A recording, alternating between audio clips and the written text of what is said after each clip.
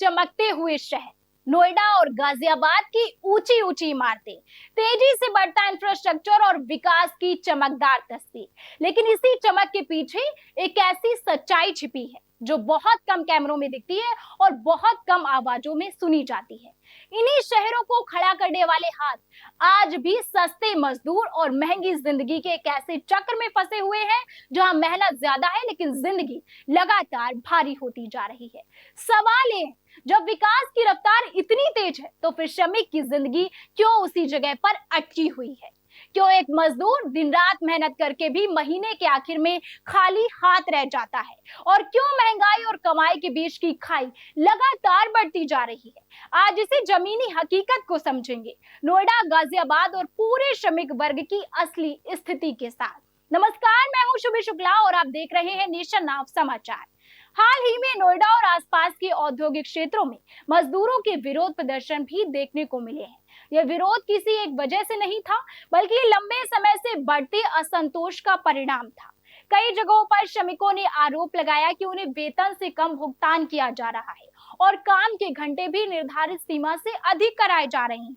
यह प्रदर्शन इस बात का संकेत है, सिर्फ विकास की रफ्तार ही नहीं बढ़ रही, बल्कि असंतोष की रफ्तार भी लगातार बढ़ रही है। अगर एनसीआर की बात करें तो नोएडा और गाजियाबाद आज देश के सबसे तेजी से बढ़ते औद्योगिक और शहरी क्षेत्रों में गिने जाते हैं, जहां लाखों मजदूर रोजाना निर्माण कार्यों, फैक्ट्रियों, वेयरहाउस और छोटे उद्योगों में काम करते हैं। लेकिन इसी चमक के पीछे कड़वी सच्चाई ये है कि एक औसत श्रमिक की मासिक आय लगभग 10 से 12 हजार रुपए के बीच मानी जाती है, जबकि इन्हीं इलाकों में किराया ही 4 से 7 हजार रुपए तक पहुंच जाता है। यानी कमाई का बड़ा हिस्सा सिर्फ रहने की जगह में ही खत्म हो जाता है। इसके बाद बचता है खाना, बच्चों की पढ़ाई, इलाज और रोजमर्रा की जरूरतें, जहां अक्सर हालात कर्ज तक पहुंच जाते हैं। आर्थिक रिपोर्ट्स के अनुसार पिछले कुछ वर्षों में महंगाई लगातार बढ़ी है। खासकर 2021 से 2026 के बीच औद्योगिक श्रमिकों के लिए महंगाई में करीब 20 से 25% तक की बढ़ोतरी दर्ज की गई है। लेकिन इसके मुकाबले कई राज्यों में न्यूनतम वेतन वृद्धि काफी धीमी रही है। यानी साफ है, खर्च तेजी से बढ़ रहा है लेकिन आम मजदूर की कमाई उसी रफ्तार से नहीं बढ़ रही है। भारत में श्रम बाजार की सबसे बड़ी सच्चाई यह है कि करीब 90% से ज्यादा श्रमिक असंगठित क्षेत्र में काम करते हैं।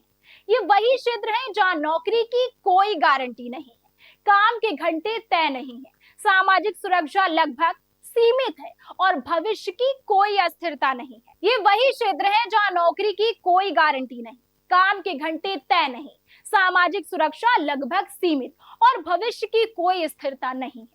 यही वजह है कि श्रमिक वर्ग लगातार आर्थिक असुरक्षा में जीने को मजबूर है। पिछले कुछ वर्षों में एक बड़ा बदलाव यह भी देखने को मिला है कि स्थायी नौकरियों की जगह कॉन्ट्रैक्ट सिस्टम तेजी से बढ़ा है। कई उद्योगों में अब स्थायी कर्मचारियों की जगह ठेके पर काम करने वाले मजदूरों की संख्या बढ़ी है। इसका सीधा असर उनकी नौकरी की सुरक्षा और आर्थिक स्थिरता पर पड़ा है। सरकार की तरफ से हाल के वर्षों में कई प्रयास किए गए हैं। लिविंग वेज जैसी अवधारणाओं पर काम चल रहा है, जिसका उद्देश्य सिर्फ न्यूनतम मजदूरी नहीं बल्कि जीवन यापन लायक आय सुनिश्चित करना है।